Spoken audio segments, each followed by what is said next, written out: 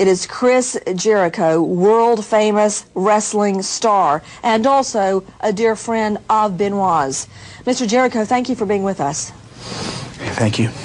I knew the whole time we were talking and discussing the crime scene and the possible use of steroids and the death of the little boy that you, as a friend of Benoit, is hearing all this. How has all of this hit you? It's almost a tale of two cities, a tale of two people. There is the Chris Benoit that had these horrendous acts of extreme psychopathic lunacy in the last couple days of his life. And then there's the Benoit that I myself traveled with, lived with, said I love you to on many occasions. He was my mentor, he was one of my best friends, and he was a brother to me in so many ways. And the 15 years I knew him and the 2 days that he decided to do these horrible, horrible acts, it's hard to kind of discern the two, and that's why we have to figure out what would cause such a mild-mannered, polite, influential, tremendous person and performer to do such things.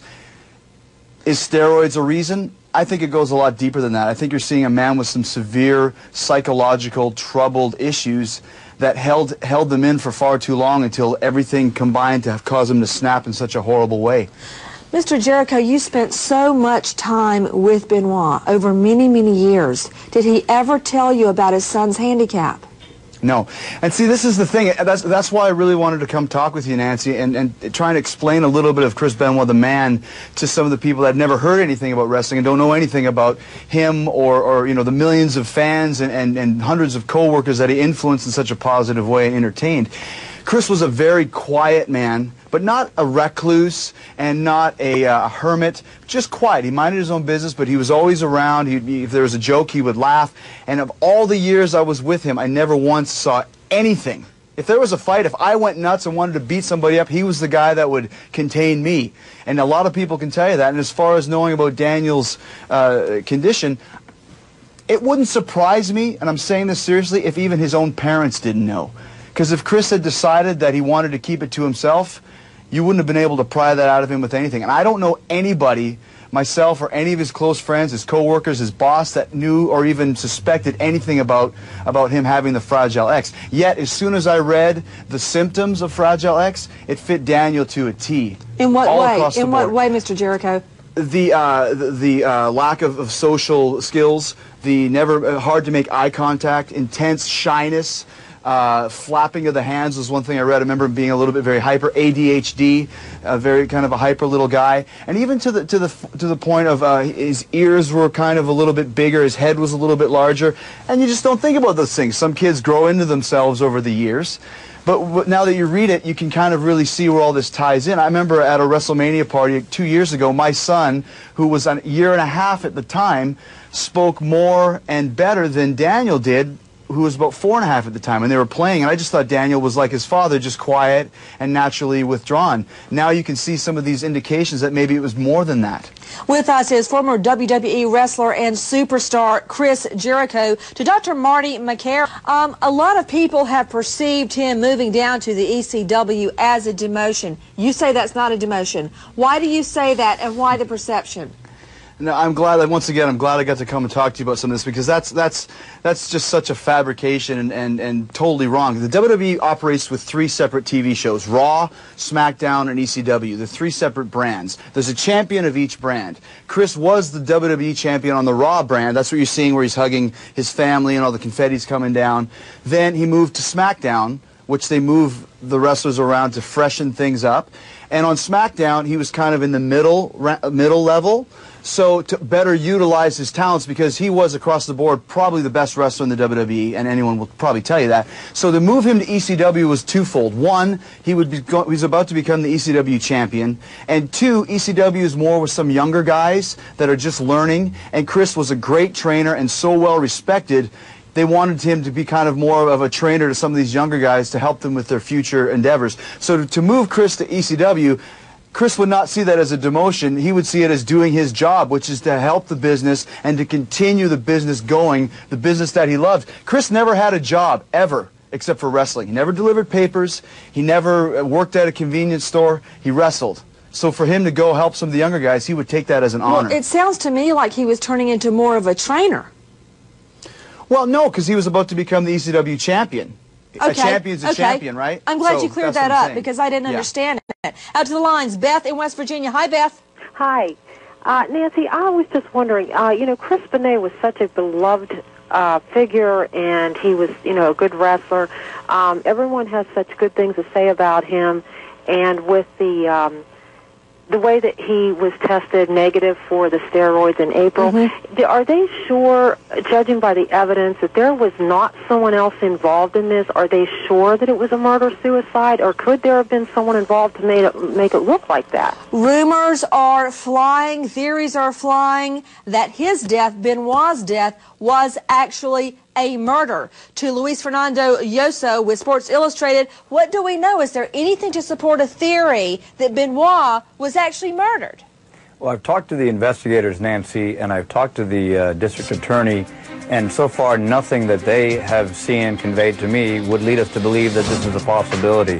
What we most likely have is somebody who was deeply depressed and, possibly on anabolic steroids and may have suffered the side effects. We just don't know. I mean, what we need is toxicology reports, which... know Chris, and he's a quiet, gentlemanly kind of guy, and you never, ever would have expected any kind of violence or that kind of carnage. It's just unthinkable, the things that are coming out. I can't even imagine. Tonight, as rumors and theories fly that WWE superstar Chris Benoit was actually murdered himself, we are waiting on toxicology reports to determine whether anabolic steroids were involved. Out to Alicia in West Virginia. Hi, Alicia. Hi, Nancy. What's your question, dear? What about his other two kids that are in Canada? Has anybody talked to them or anything? Let's go to Chris Jericho, WWE wrestler and superstar himself, a friend of Benoit. What about the other kids? What do we know about them? Well, I mean, they're doing the best they can to deal with this, obviously, and I think everybody's still processing it. Chris's son is 14, his daughter is 10 or maybe 11. So, I mean, think of it from that respect, losing your father at an age, also a hero, and the way that it happened. I know they're going to do good, but right now it's as devastating as it is to all of us. I mean, what do you expect? And very quickly to Dr. Wadler, how did he pass his April urinalysis? Well, we only know that they reported that he passed his urinalysis. We know nothing about the collection. We don't know anything about the chain of command. We know nothing about the period of time he was told he had to give a specimen until he gave the specimen. So there's many opportunities for that information to be misleading. That for some reason, he lost his mind. And I want to go to his friend, Chris Jericho. Jericho knows him better than any of us. He's known him for years. They're very dear friends. Mr. Jericho, can you imagine him doing this cool-headed? Absolutely not, and that's why I think, once again, just by the little repartee you had there, it's getting away from the source. Steroids or no steroids, there's still a man with a very severe mental problem that was so well hidden that nobody knew about it.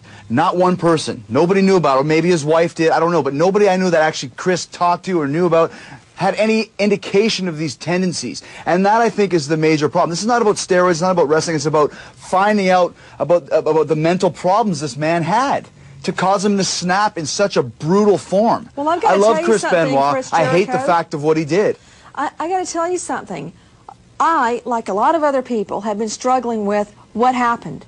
What happened? We don't know. The murder victims can't speak. He killed himself according to the evidence, although there are theories he was murdered. And it's very hard for me to take in, to reconcile this guy that so many people looked up to could cold-bloodedly kill a mentally handicapped little boy. In fact, it would ease my heart to know maybe he was on steroids. Maybe he flipped for a moment. I'd rather think that than think that he could do that. When he died, the little boy had a little statuette by his bed of his father. He worshipped his father. And from what I've been told, the father adored the boy. So Nancy, what are we that's supposed the to thing. think? That's such the dichotomy of this case. This is the problem. Chris loved his children. I'm not just saying he loved his children. He loved his children, all three of them. Talked about them constantly. Would go out of his way to go home even just for a few hours to see his son, to see Daniel for sure. This is the type of father he was, and this is the type of guy he was, and that's why it's such a crazy... You can't comprehend it. And that's what the problem is. Was it steroids? Maybe, but I don't want to hang everything just on the fact they found steroids. He did not take a shot of steroids and go, I'm going to go crazy. This is something that had been building in him for many, many years. Obviously, for him to snap like that and go absolutely insane and take away the most important thing in his life. And I know it because he told me, all three of his children. Back to Luis Fernando. Yes. The World Wrestling, WWE, goes through for their drug testing procedures. Chris, who does it? When? How often? Is it random? Chris, we've got about 15 seconds. It's random testing done by an independent corporation that Vince McMahon has nothing to do with. If you are caught, you are fined and suspended. There is a list of performers who have been fined and suspended over the last 6 months. Ask Vince for them. He'll supply it. It is a real, true, stringent drug test that gets results.